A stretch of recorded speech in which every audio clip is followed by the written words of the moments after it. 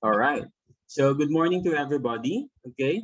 Um, this morning we shall be talking about the Code of Ethics for Professional Teachers, or the resolution number 435 in 1997.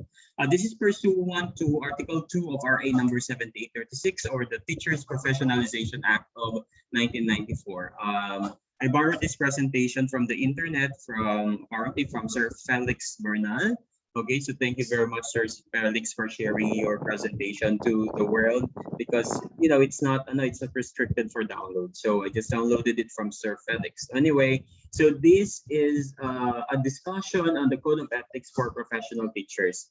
Now, why is it important for us teachers to know this? Okay, to know this. Well, if you don't want to be dismissed in service or from service, if you don't want your license to be revoked by the PRC, you should be at all costs, no, at all costs, aware of the Code of Ethics for Professional Teachers. Hindi pwedeng hindi mo alam ito dahil ito yung mga, kunwari, ito yung parang manual, okay? This is like our manual of practice. We have to be aware of this so that we know what we can do and also what we cannot do as a public school teacher or as a professional teacher. Okay? So dapat alam natin yan. And all other professions have code of ethics. Magkakaiba nga lang ang pangalan. Merong code of conduct, okay?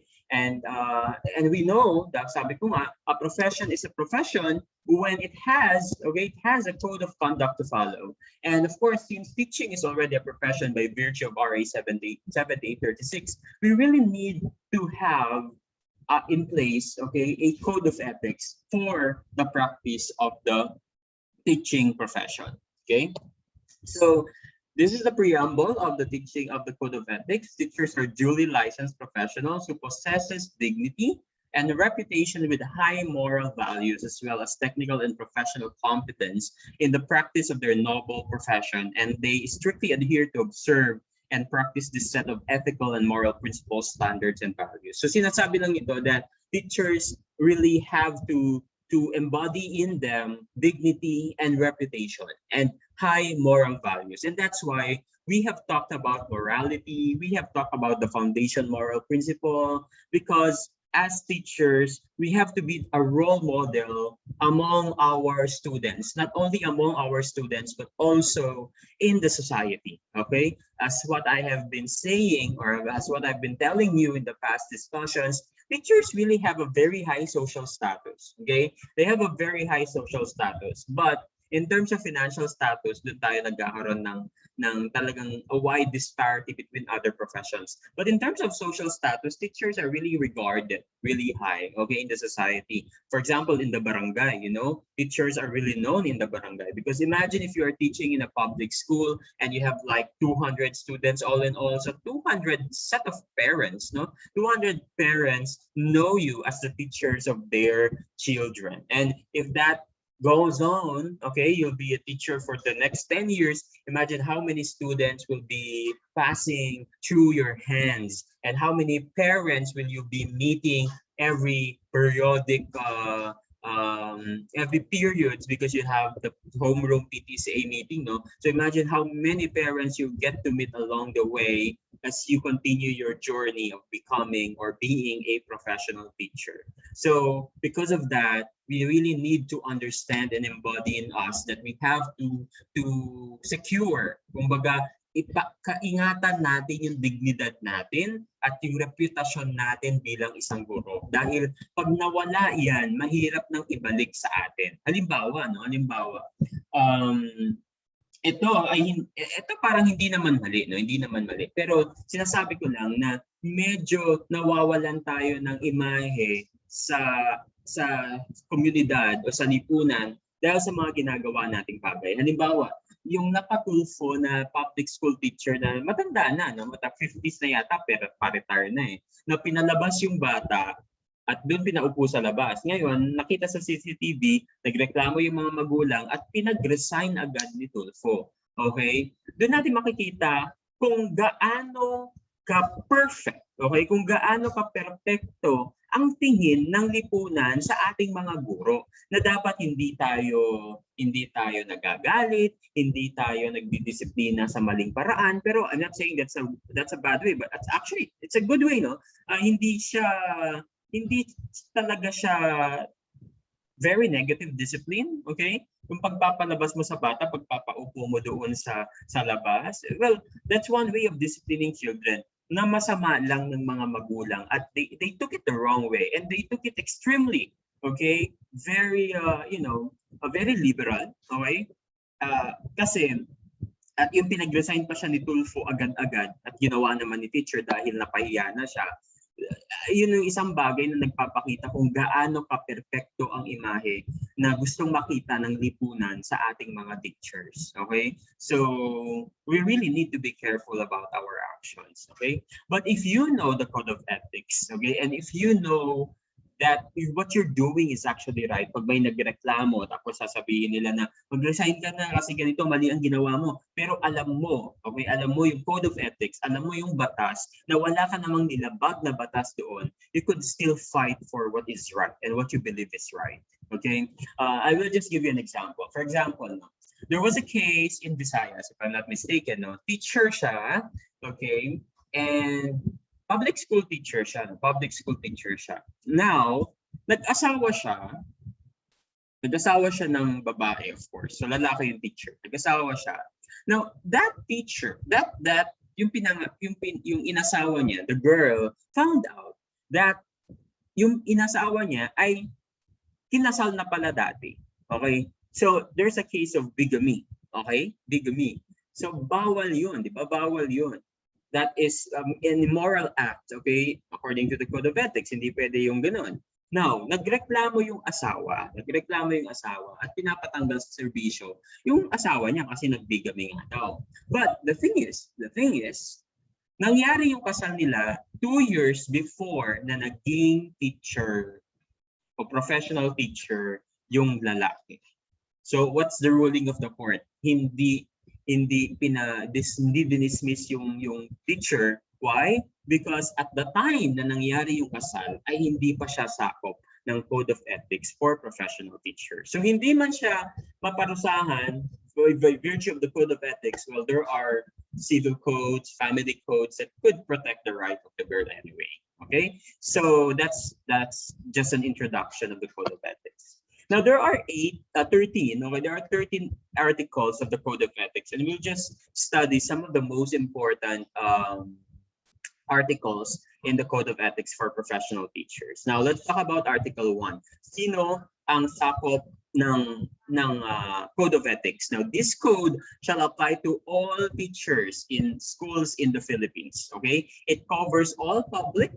So, public school teacher ka man, private school teacher ka man, kasama ka dito. In all educational institutions of the preschool, primary, elementary, secondary, whether academic, vocational, special, technical, or non-formal. So, kasama yan. So, schools, high schools, elementary schools, pag kayo nag-apply sa Cagayan High, o kaya sa Linao, o sa Gosi, o kung saan man sa Division of Cagayan, okay, kasama kayo doon sa Code of Ethics. Okay, teachers are industrial arts or vocational teachers and all other persons performing supervisory and or administrative functions in all schools, whether part-time or full-time. So, kung ikaw man ay principal, supervisor ka man, o superintendent ka man, kasama ka dun sa definition ng teacher. Kahit hindi ka nagtuturo, as long as you're doing supervisory and administrative functions in the school, you are part of the Code of Ethics for professional teachers.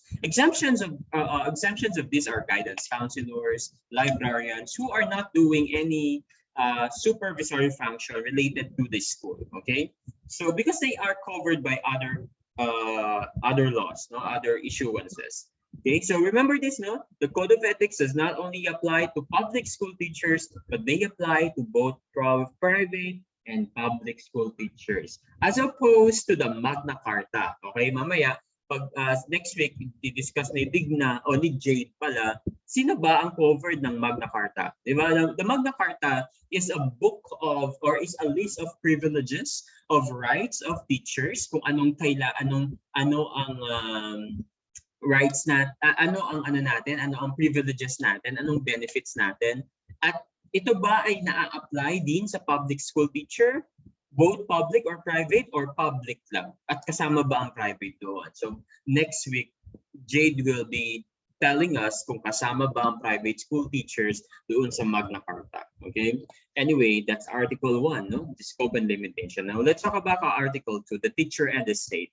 The schools are the nurseries of the future citizens of the state. Each teacher is a trustee of the cultural and educational heritage of the nation and is under obligation to transmit to learners such heritage as well as to elevate national morality, promote national pride, cultivate love of country, instill allegiance to the Constitution, and for all duly constituted authorities and promote obedience to the laws of the state.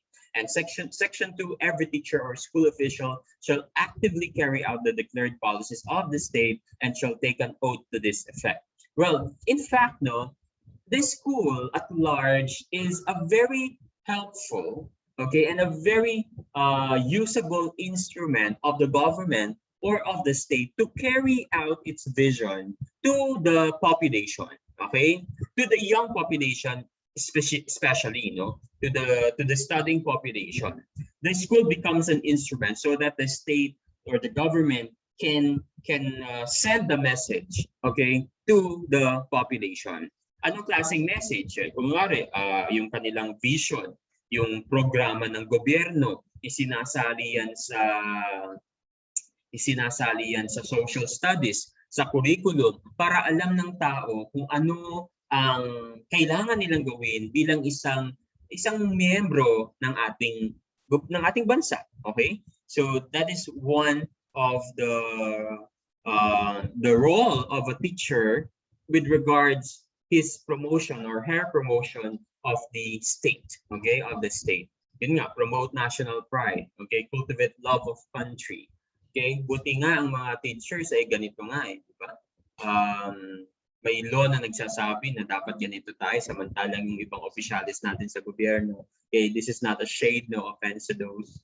Okay, like the West Philippine Sea issue and the like, you know, as much as possible, we have as teachers, we really need to teach our students the sovereignty of the nation, you know, the importance of protecting the sovereignty of our country, because without if we compromise our sovereignty, wala na, okay, wala nang estado, okay, wala nang estado.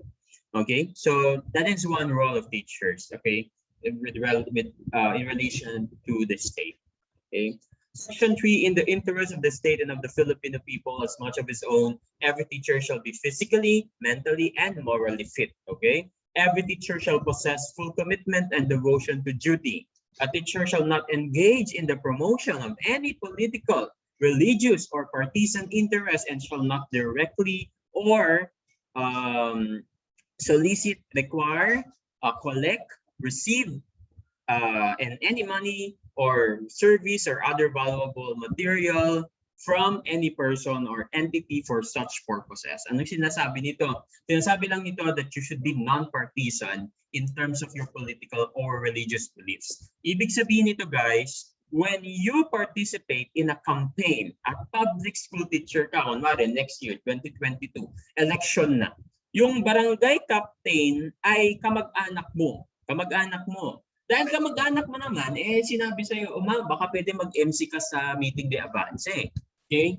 Huwag yung gagawin yun. Pag kayo ay public school teacher na, that's a violation of the code of ethics because you're engaging yourself to political activities. Nangangampanya ka in support of someone, okay, running for a position in the government. And that should not happen to us teachers. Okay, that should not happen to us teachers. Do not accept a job that will imply you supporting a political party. Okay? And also, pag ikaw nangampanya din sa classroom mo, mali din yun. Mali din yung ganun. Do not campaign any political party in your classroom. You may send your sentiments, but at the same time, you have to weigh both sides too. Okay? Religious. Bawal mong i-impose ang religion sa loob ng klase mo. Okay? Na ayaw mong tumanggap ng hindi Roman Catholic o ayaw mong tumanggap ng Muslim, for example.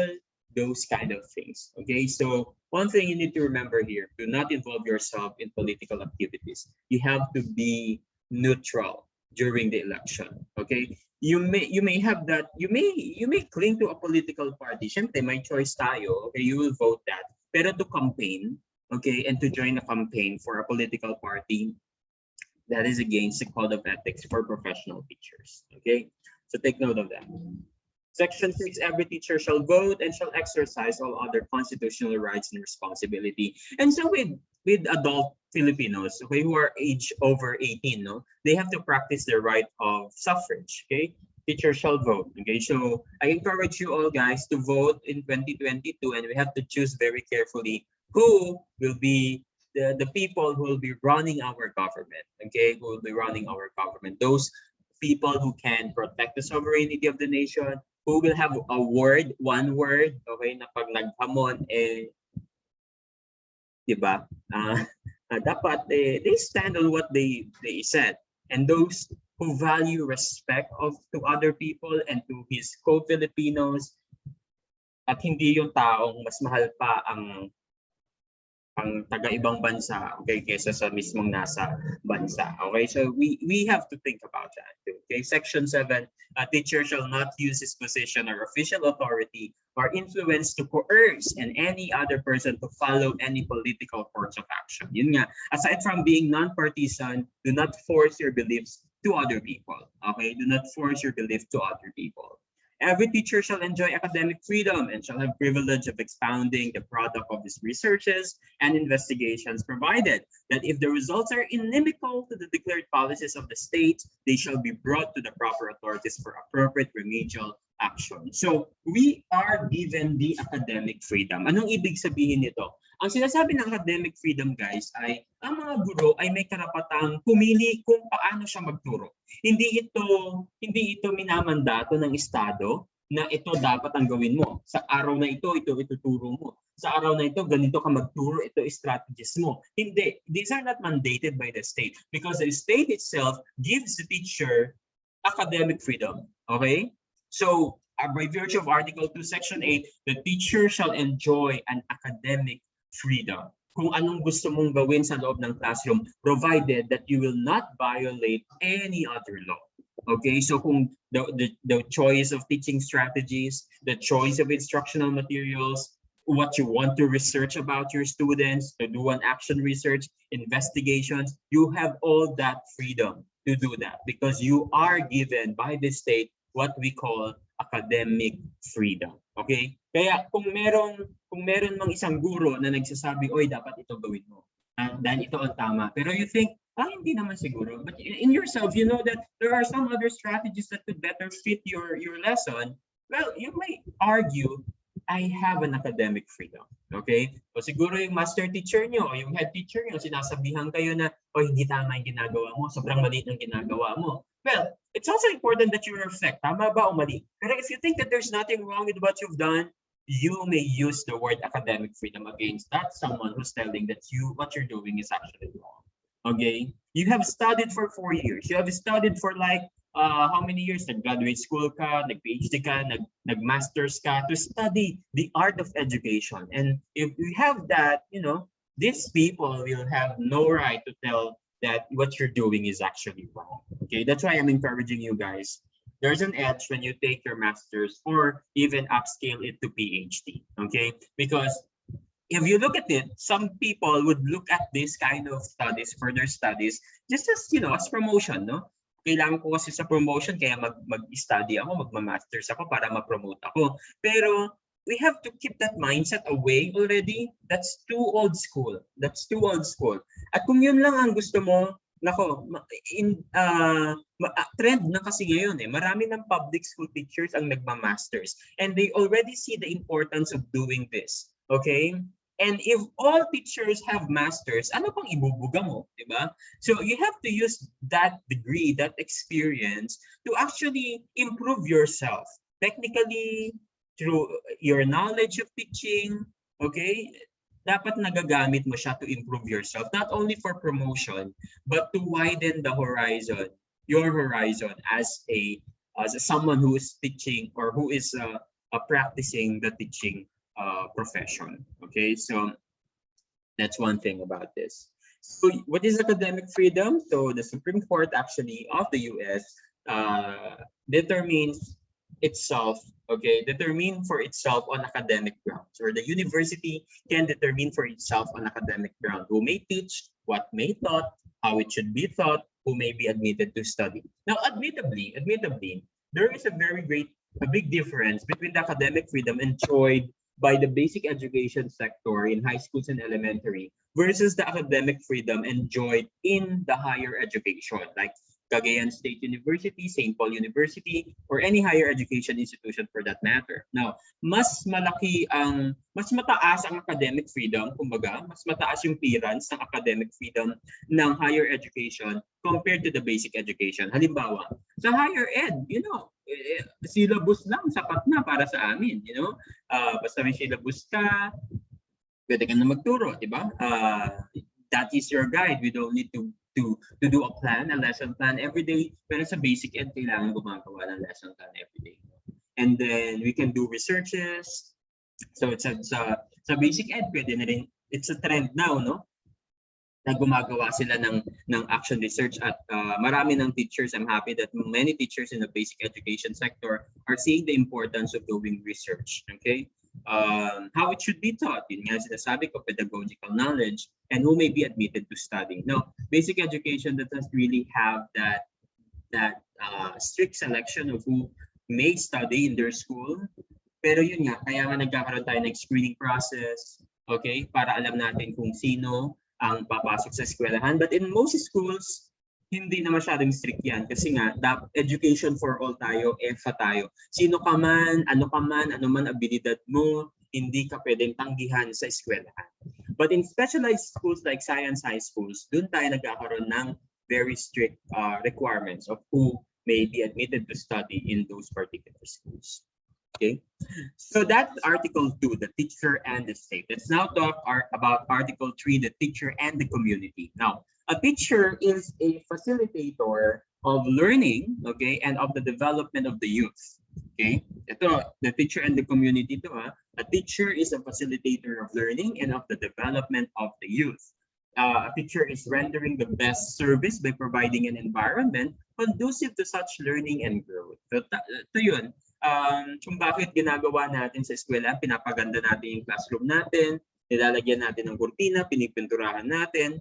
Ang daming sacrifices din ng mga teachers, no? Dahil kung sa ibang eskwelahan, napakaliit ng MOOE. Yung MOOE, anong ibig sabihin ng MOOE again? Operating expenses, something like that. Operating expense, MOOE. Yung OE dito is operating expenses or operation expenses.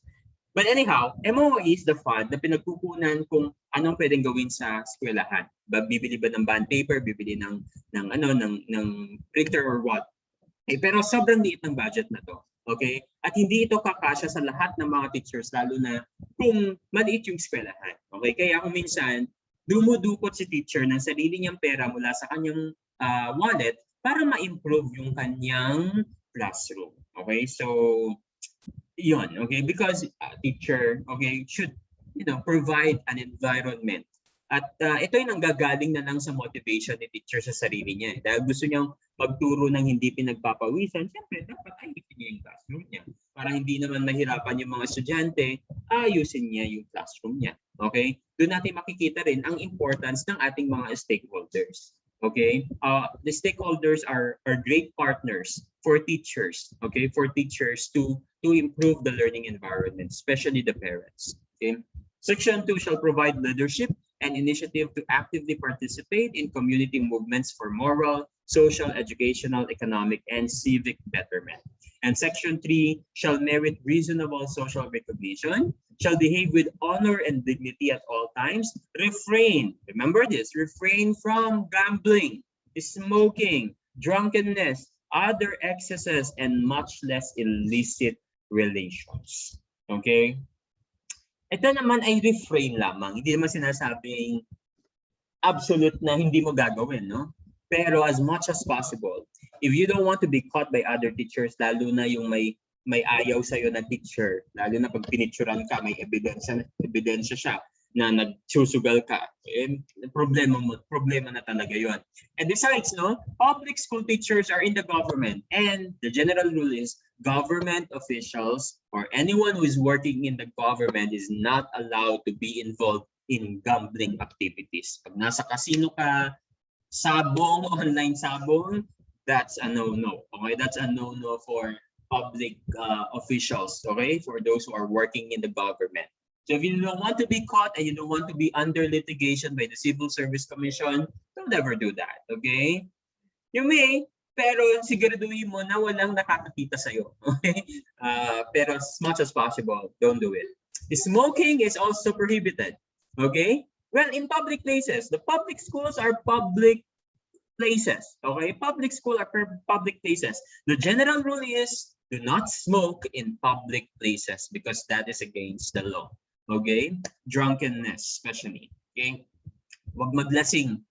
It's nice to take wine, bottle of wine sometime, pero yung talagang lasinggero ka na at pumapasok ka sa eskwelahan ng lasing ka, na wala ka sa tamang ulirat, mali yun. Okay? And other excesses. Anong ibig sabihin nito? Pagbili ng mga gamit na mahal, mga ganyan, jewelry, na parang hindi na angkop doon sa kinikita mo. So baka ma-question yung SALN mo dyan. Okay? Kasi nga, humasahod ka ng ganitong kaliit, tapos nakakabili ka ng mga bagay na mas mataas pa sa sinasahod mo. Okay? So if you have that, may ibang properties ka naman, declare mo lang sa SALN mo yan para hindi ka ma-question. Okay? Kung meron mang mag-question sa'yo. Okay? In other words, as much as possible, teachers have to learn how to live a simple life. Okay? Hindi naman yung very simple. Yung hindi ka na magpapaganda, hindi ka na magpapariban, hindi ka na magsusuot ng magandang damit. Huwag naman ganun. Okay? Yung hindi lang excessive. Okay? Yung hindi extravagant. Not Imeldific, kumbaga. You know, Imelda Marcos, di ba? Imelda Marcos was a very extravagant woman despite the fact na napakahirap sa bansa nung panahon nila. Nung panahon ni Marcos, ang daming nagugutom, daming squatters sa Maynila. Okay, she dresses very extravagant, okay, very luxurious, daming jewelry, shoes, terno, and others. Okay, you know the principle, the philosophy of Imelda Marcos kung bakit siya nagsusuot ng ganun. Kasi sabi niya, kahit man lang sana makita ako ng mga kapwa ko Pilipino na maganda, ay makakalimutan nila yung mga problema nila sa buhay. That's exactly, hindi man ganun exactly sinabi ni Imelda, pero parang ganun yung thought, no? I watched a documentary on Imelda Marcos, and yun yung sinabi niya, no? And I was really shocked, no? I was really shocked. And I was amazed in a way, siguro, pero, you know, the surprise was more than the amazement that I had when I heard Imelda Marcos saying that. Okay, na she dresses that way, magandang-maganda, para makakita naman ng konting kagandahan ang mga Pilipino sa panahon ng problema. Okay, next, section 4. Okay, the teacher shall live for and with the community, shall study and understand local customs and traditions in order to have sympathetic attitude and refrain from disparaging the community. This works for those who are working who lives in a different place but is working on a different community. Like for example, if you are in Cagayan and then you were deployed in Kalinga, for example, and the custom and traditions there are different, you have to blend in the community. You may not blend, but at least respect their traditions, okay? At wag mong i-impose kung anong tradition mo dito sa Cagayan, okay? We call that multicultural education. And in the next years to come, teachers should be able to learn teaching in a multicultural setup. Okay? Katulad sa Tugigaraw, di ba? Pagpasok mo sa classroom, iba-iba ang makakasalamuha mong estudyante. May Tagalog, may Ilocano, may Itawis, may Ibanag, may Muslim, may Roman Catholic, may born again. So napakadami, no? Our students right now are very diverse. And in this diversity, we must appreciate the diversity or the diverse nature of our students. Okay, kaya pinag-aaralan nyo din na social dimensions of education. Avoid stereotyping. Kaya nakakita ka ng Muslim, papupuin mo sa likod, ganyan. Kakita ka ng anak ng co-teacher mo, papaupuin mo sa harap. Tapos ang iniisip mo sa kanya, matalino ito kasi anak siya ng teacher. Kakita ka ng puro kulay, dilaw na yung uniform niya instead of white. Pwede ka nga dito, bili ka nga ng ganyan, bili ka nga gagawin mong errand boy o errand girl. These are stereotype actions that, believe it or not, teachers are doing it. Okay? Siguro na-experience nyo yan, ma-observe nyo naman yan.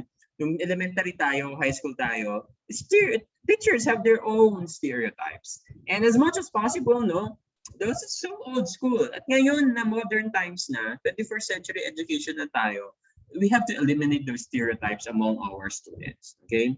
Section 5 shall help the school keep the people in the community informed about the schoolwork and accomplishments as well as its needs and problems. That's why we hold a stakeholders meeting or parent teacher community association. Is that what PTCA stands for? Gina? PTCA? Parents, Teachers, and Community Association. Yeah, parang yun, PTCA. My wife here works in the DepEd. Okay, so basic ed teacher siya sa high school. So from her stories, doon ko naman natututunan yung mga sitwasyon na nangyayari sa basic ed. Because I myself, I wasn't able to immerse myself so much in the basic education dahil nga I stayed only for 2 weeks in a basic ed in high school as a permanent public school teacher, and then I transferred to higher education. But because my wife here is a public school teacher in the DepEd, she always shares stories about how is it going in the basic education. So there are things that I learned, and those are the things that I'm sharing to you right now. Okay, section 6.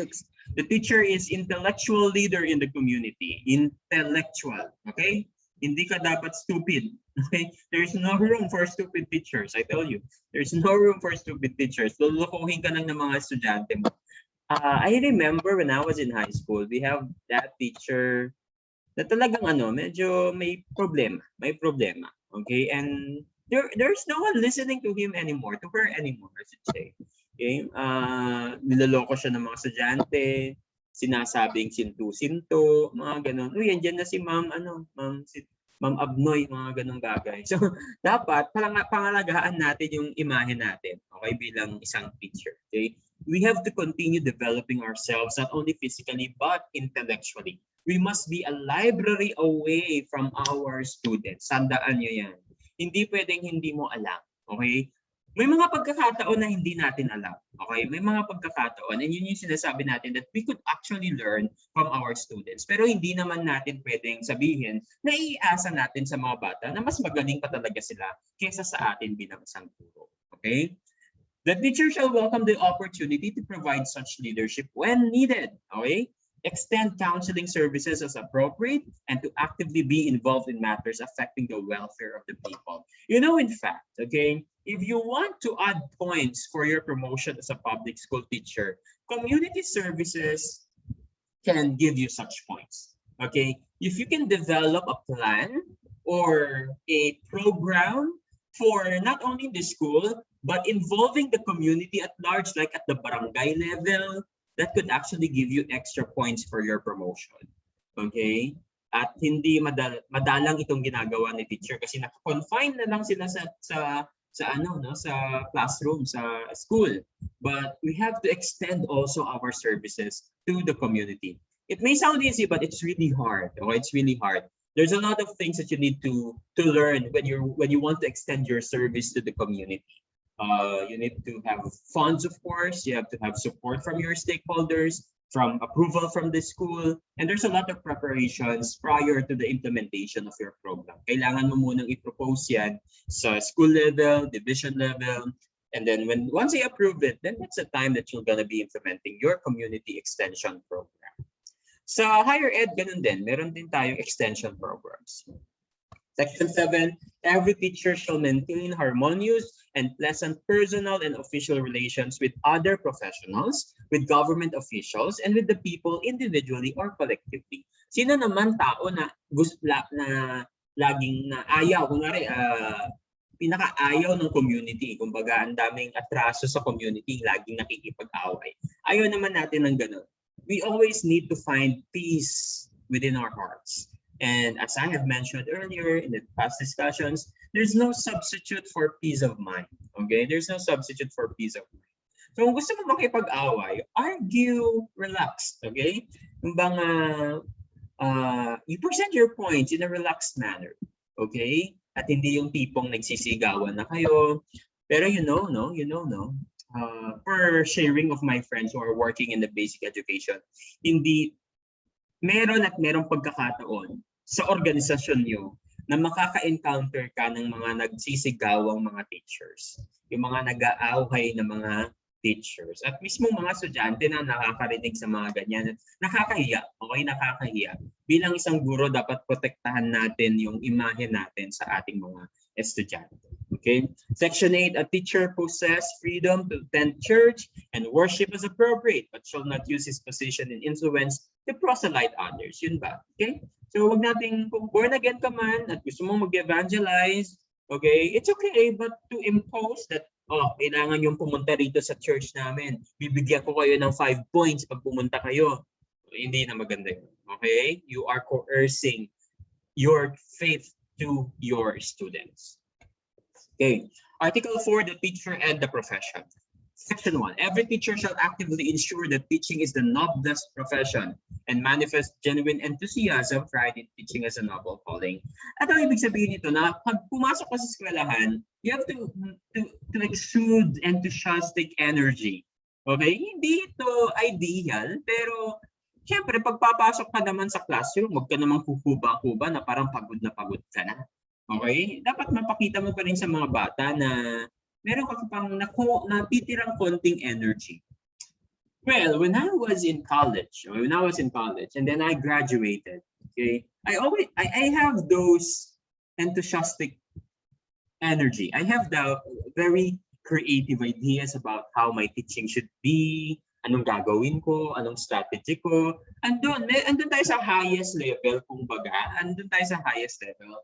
But believe me, there will come a time that as you go on with your profession, kung pataas, kunwari, ito ka no, pataas ka, at some point, you'll experience a plateau in your profession. And the worst is, not just a plateau, but a downfall of your energy. Baga ito energy mo ngayon, pataas ang pataas, and then, ano ba itong ginagawa ko? Tapos, that is the time, pag bumaba na, yun yung tinatawag nating burnout.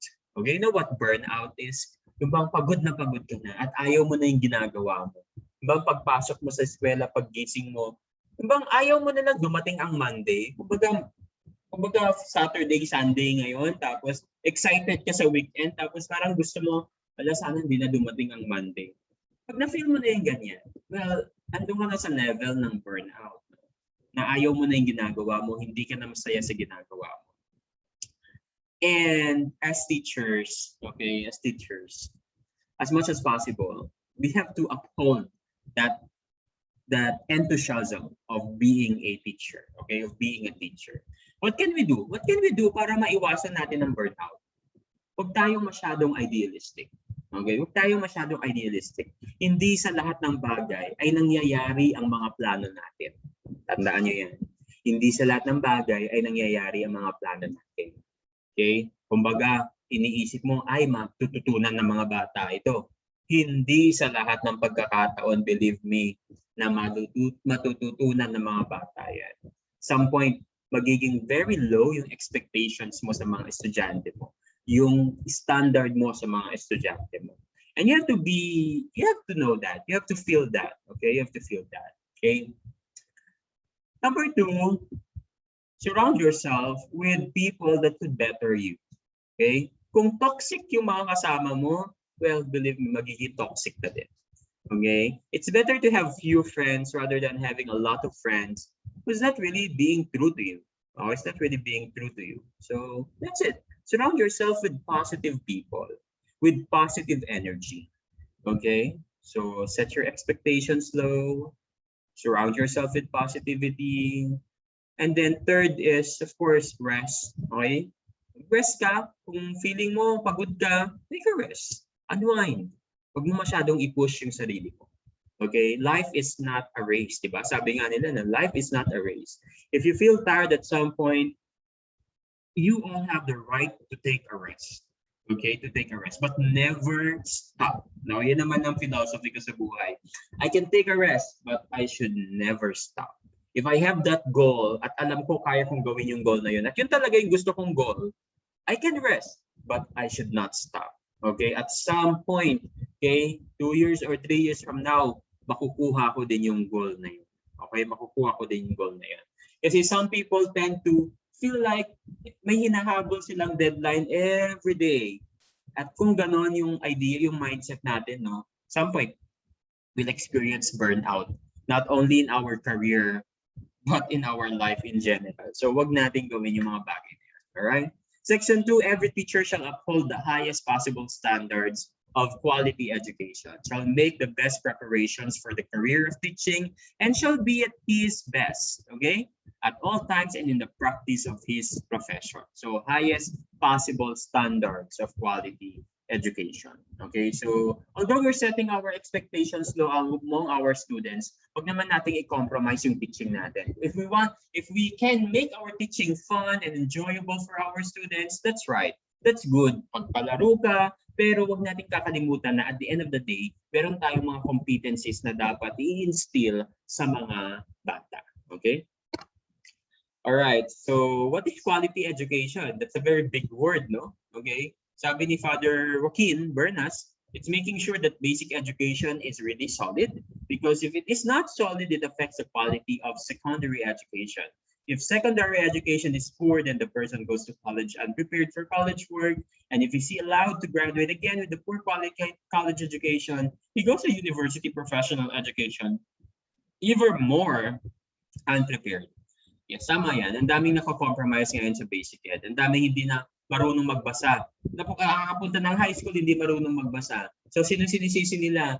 Ayan, yung mga elementary school teachers. Okay? Eh, syempre, yung mga elementary school teachers na yan, you know, and meron tayong konsepto ng mass promotion kasi. In the DepEd, as much as possible, do not fail students and do not drop students. May cases na nandadaya pa ang mga eskwelahan sa kanilang dropout rate. That's true. Okay? There are real stories I heard, no?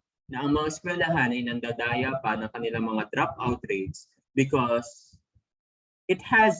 meron itong bearing sa SBM level nila at sa yun nga accreditation level nila, and then sa performance ng eskwelahan at large.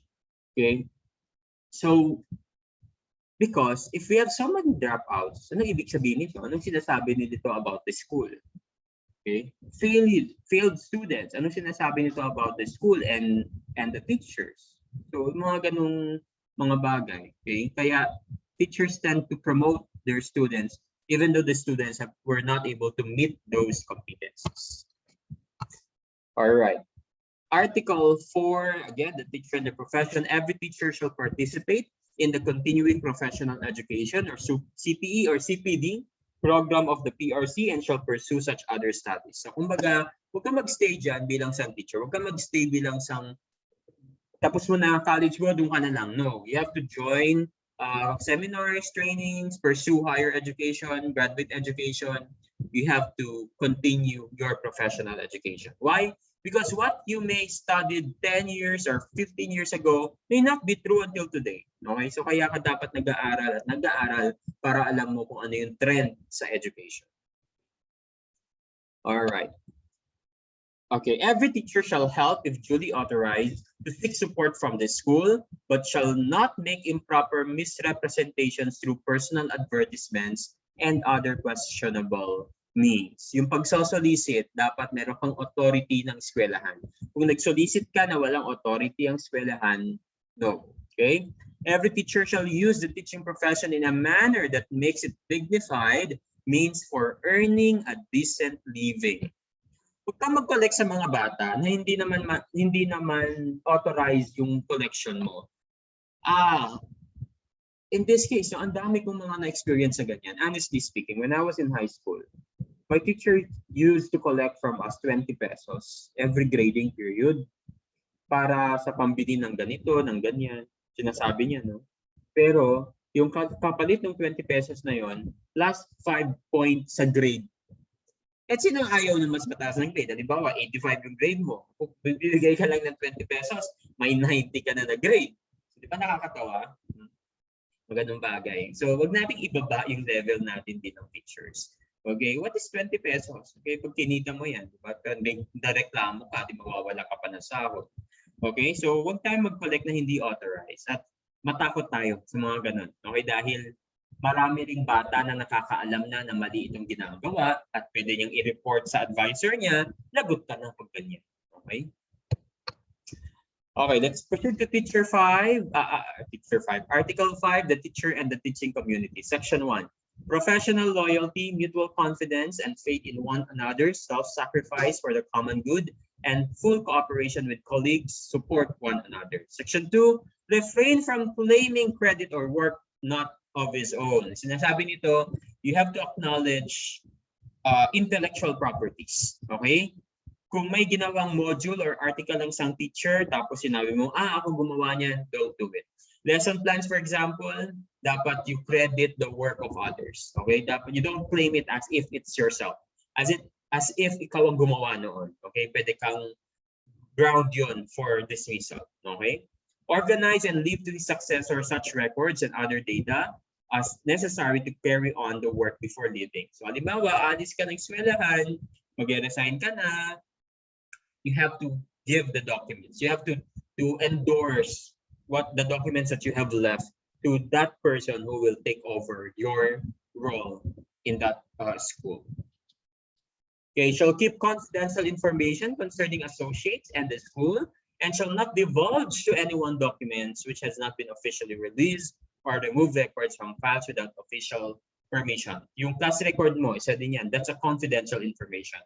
Meron tayong data privacy law at alam dapat natin yun. Okay, seek correctives for what may appear to be an unprofessional and unethical conduct of any associate. However, if there's incontrovertible evidence for such conduct. Section 6, submit to proper authorities any justifiable criticism against an associate, preferable in writing, without violating any right of the individual concerned. So, wag mong itaas agad, wag mong ipatulfo agad si teacher. Kunwari may kaaway kang teacher, tapos nakitaan mo ng ground for dismissal, tapos pupunta ka na kay tulfo agad. O, hindi naman tama yun. You're disgracing, you're adding insult to the injury in the teaching profession. Okay? So, pwede submit it to authorities. Principal, meron tayong grievance committee sa school. Okay? We have grievance committee in school. Kaya meron merong mga faculty clubs. Okay, yung faculty clubs na yan, isa yan sa composition ng grievance committee natin. Okay, so iangat muna natin sa level na yon. Huwag mo nang ipadaan sa division agad o kaya sa regional level agad. Meron tayong step-by-step procedure kung paano natin pwedeng isend yung ating complaint o yung ating mga grievances, okay, sa profession natin. Okay? So kung pwede pang maayos sa school level, ayusin natin sa school level. O kaya kung sa personal level na lang, kausapin mo yung kaaway mo.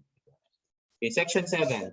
May apply for a vacant position for which is qualified, provided that he respects the system of selection on the basis of merit and competence, provided further that all qualified candidates are given the opportunity to be considered. So in other words, kung may bakanteng posisyon, kunwari, Master Teacher 1 ka, tapos sige Teacher 3 ka, may bakanteng Master Teacher 1, provided that you have followed the selection process. Okay? Pwede ka mag-apply doon. Walang makakapigil sa'yo. Provided that you have met the qualifications and you have followed the selection process. All right. The teacher and the higher authorities in the profession. Who are these higher authorities? Of course, your superiors, the principal, supervisor, superintendents, secretaries, undersecretaries. Okay. Section 1, make an honest effort to understand and support the legitimate policies. Okay. Honest effort. Okay. May lumabas sa net na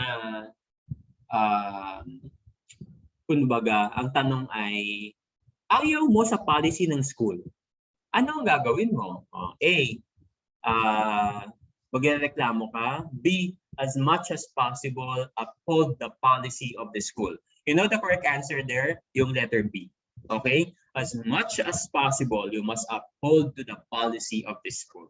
Policy is policy. Okay? Make an honest effort to understand and support the legitimate policies of the school and the administration, regardless of your personal feeling or private opinion, and shall faithfully carry them out. Okay? So regardless of personal feeling. Okay? Section 2. Shall not make any false accusations or charges against superiors. siyempre, libel or staff, ano yung mga yan. Okay? Especially under anonymity. However, if there are valid charges, he should present such under oath to competent authority. And Section 3, transact all official business through channels except when special conditions warrant a different procedure. Okay, so ito yung grievance committee ng DepEd. Okay, the teacher to the subject coordinators, to the principal, then papasok si division supervisor, division superintendent. Kung di pa ma-solve, pupunta kay regional level, tapos sa secretary na sa national level na. So kung kaya natin sa ano na lang at personal level o kaya naman through the subject coordinators na lang. Okay. The teacher and higher authorities again, Section 4 has a right to seek redress against injustice to the administration and shall raise grievances within acceptable democratic process. Okay, so karapatan nating magreklamo talaga. Okay, Section 5, the right to invoke the principle that appointments, promotions, and transfer of teachers are made only on the basis of merit and needed in the interest of the service. So kung may nakita kang teacher na hindi naman na-meet yung basic qualification tapos na-in, pwede mong i-point out, okay? Point out na bakit ganito ang nangyari, okay? A teacher who accepts a position assumes a contractual obligation to live up to his contract, assuming full knowledge of employment, terms, and conditions. All right. Itong pag-aaralan natin yan sa 4th week. Paano ba mag-apply sa DepEd? Anong kailangan natin i-present sa DepEd? Anong requirements? Anong qualifications? Okay, pag-aaralan din natin yan. Okay, school officials, teachers, and other personnel. Section 1, at all levels. Okay, Article 7. At all times, show professional courtesy, helpfulness, and sympathy towards teachers and other personnel. Cooperative responsibility to formulate policies, introduce important changes in the system at all levels. And school officials should encourage and attend the professional growth of all teachers, recommend them for promotion, giving them due recognition for meritorious performance, and allowing them to participate in conferences and training programs. Ito naman ay para sa mga school officials, okay? They have the obligation not only to manage the school, but to introduce development professionally to their teachers, okay? So kung may seminar, pupuntahin na lang. Huwag nilang itago. May mga principal kasi na ganun. May mga heads na nagtatago ng pwedeng ika-develop ng mga teachers. And don't do that. Okay, don't do that. All right. Okay. Okay. Ito, what are the rights of the public school teacher? We'll talk about this in Magna Carta. But for the sake of discussion, we'll just discuss some of this. Okay, no probationary period preceding regular appointment. Okay, pag may regular appointment ka na, no probationary period. Hindi yung tatanggalin ka after 2 years yung probation mo, hindi. Special ang case ng mga senior high school teachers na wala pang license. Okay, they are under probationary period. Teachers shall not be required to render more than 6 hours of actual classroom teaching. Okay, tama yan. Dapat 2 hours, may rest kang 2 hours. At most 6 hours lang yung actual classroom teaching mo. Additional compensation pag may mga overloads. Salary grade, gradual progression from a minimum to maximum salary. Ang regular increment, ganito yan kasi. Merong, sa salary kasi, may grade level, o may grade level, tapos may step level. Step 1, step 2, step 3. So, halimbawa, teacher 1 ka, ang salary grade ng teacher 1 ay salary grade 11. That's like 23,000 a month. Okay, it's like 23,000 a month. Now, kung hindi ka ma-promote after 3 years, that will step up, step 1. Okay, step 1. So, salary grade 11, step 1. And siguro may madadagdag na 700, ganun, sa sahod mo. Okay, after 3 years. Pero sino naman ang aasa lang sa step increment? So, pagpa-promote tayo. May hardship allowance, hazard pay, may mga ganyan din ng mga teachers. Okay? Year-end bonus, of course. Meron tayong year-end bonus. 2 beses tayo nagbo-bonus. May bonus ka, full salary. And November, may bonus ka din. And meron kang cash gift na 5,000 pesos. All right. Okay, let's talk about Section 4. No school officials shall dismiss or recommend for dismissal a teacher or other subordinates except for a cause. Okay, hanggat walang valid cause. Public school teachers are employed in accordance with pertinent civil service rules. If qualified, subsequent permanent tenure in accordance with existing laws, and provided further that they are duly registered and licensed professional teachers. So not only that you are under the Code of Ethics, but as public officials, as members of the government, we are also under civil service rules too. So we have to be aware also of the civil service rules. Okay. The teachers and the learners. A teacher has a right and duty to determine the academic marks and promotion of learners in the subject they handle. Ibig sabihin, may karapatan kang magbigay ng grades sa kanila, rightful grades. Okay? Interest and welfare of learners are of first and foremost concern and shall deal justifiably and impartially with each of them. So you have to be fair and impartial. Natutunan niyo sa assessment of learning mo. One of the principles of high quality assessment is fairness, okay, and balance. Under no circumstance shall a teacher be prejudiced or discriminate against a learner. Yun yung sinasabi ko kanina, we have to treat them fairly. Pwedeng grounds yan ng revocation pagka nalaman ng mga magulang at napatunayan nila that you're not being fair to your students.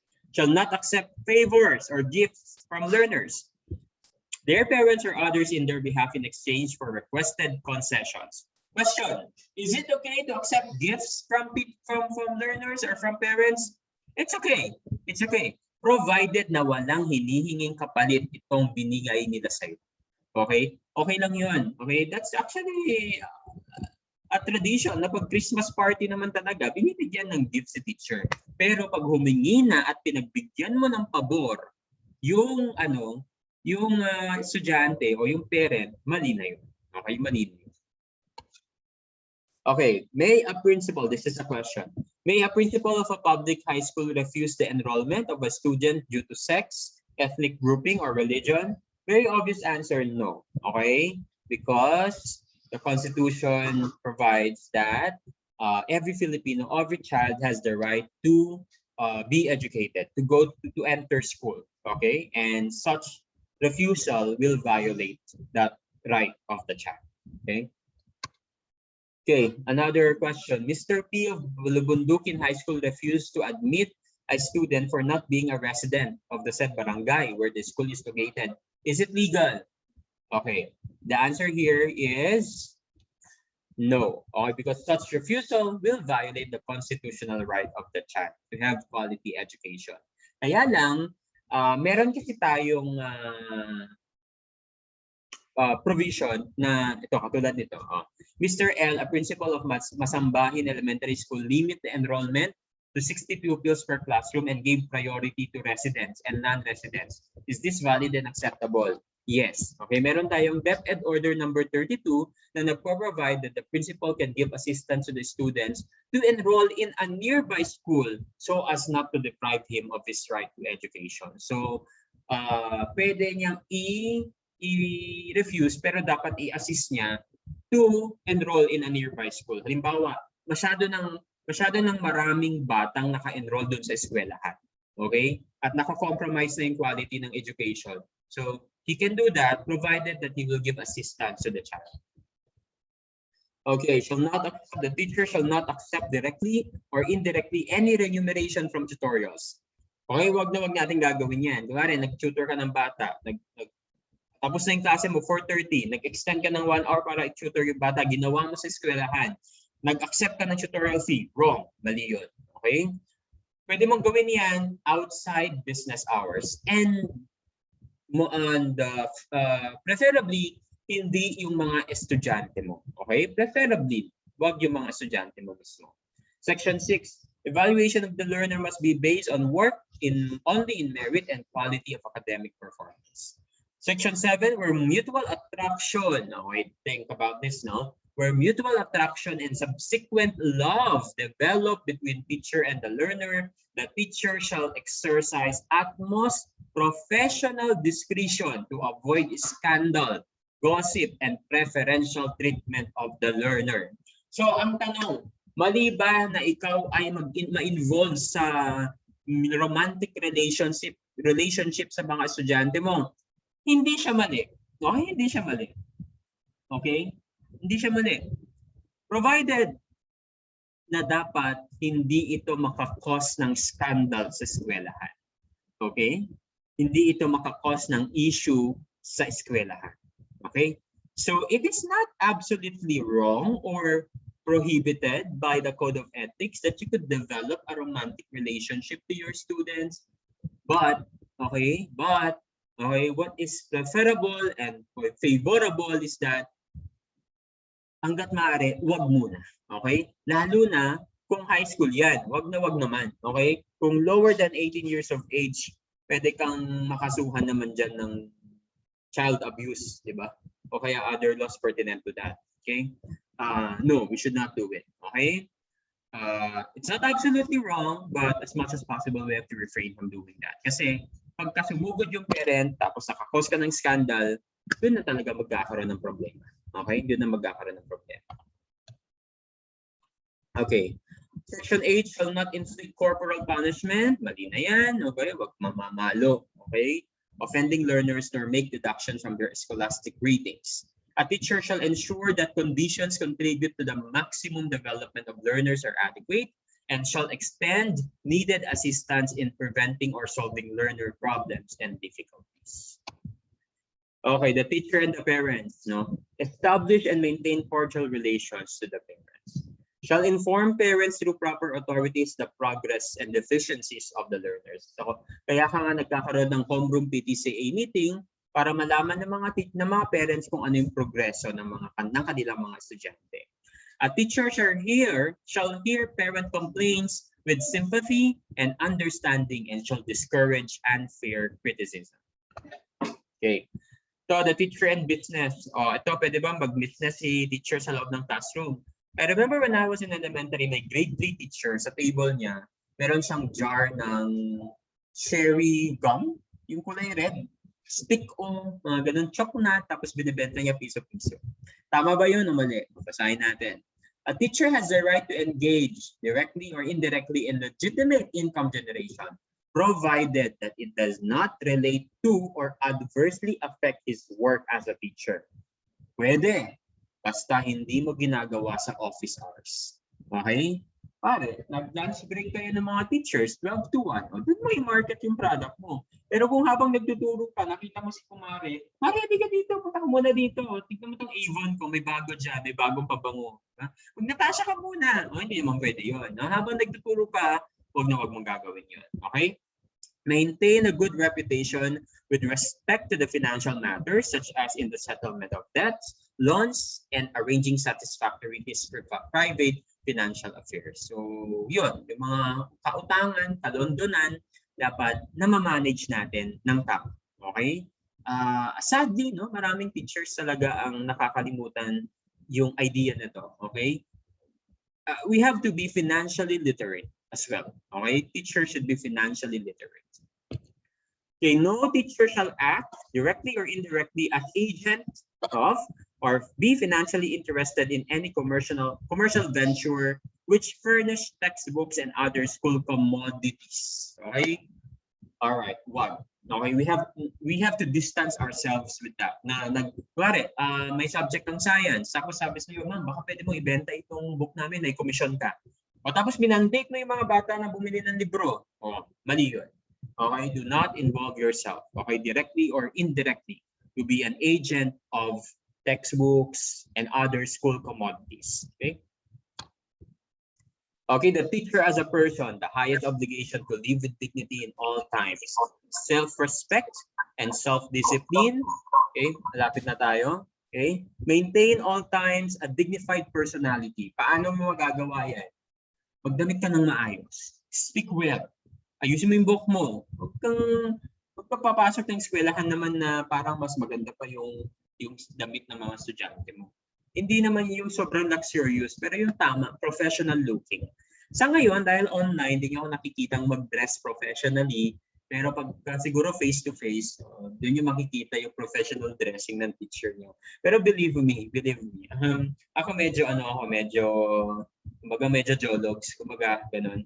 Pagka pumapasok ako ng school, lalo na sa pagka-weekends. Pero pati din sa weekdays pag nasa CSU ako, I dress with a t-shirt, jeans, and then rubber shoes, okay?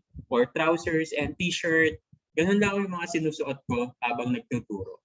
Minsan lang ako nagpopolo, mga ganun. Lalo na pag summer. I want to feel comfortable when I am teaching, okay? Section 4, always recognize the Almighty God as guide of His own destiny and the destinies of men and nation. Okay, what are the disciplinary action here?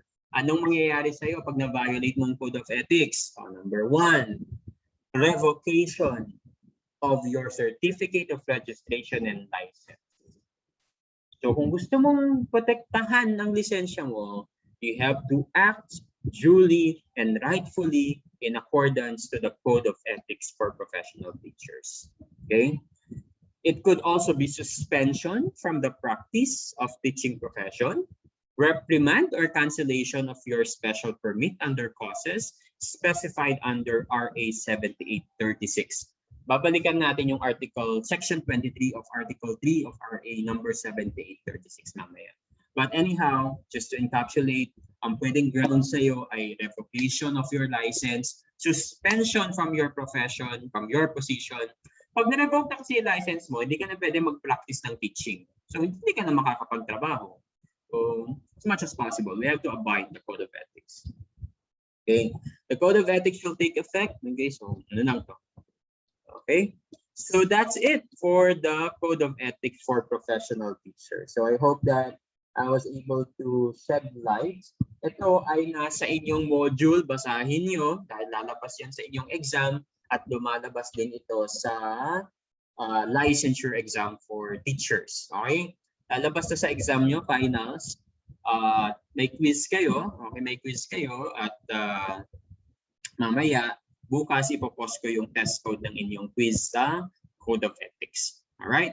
So I think that's it. That's the end of our discussion on the Code of Ethics for Professional Teachers. Next week, we shall be listening to your classmates about the Magna Carta for Public School Teachers and the RA 10553 or Enhanced Basic Education Law. All right. So thank you very much for listening.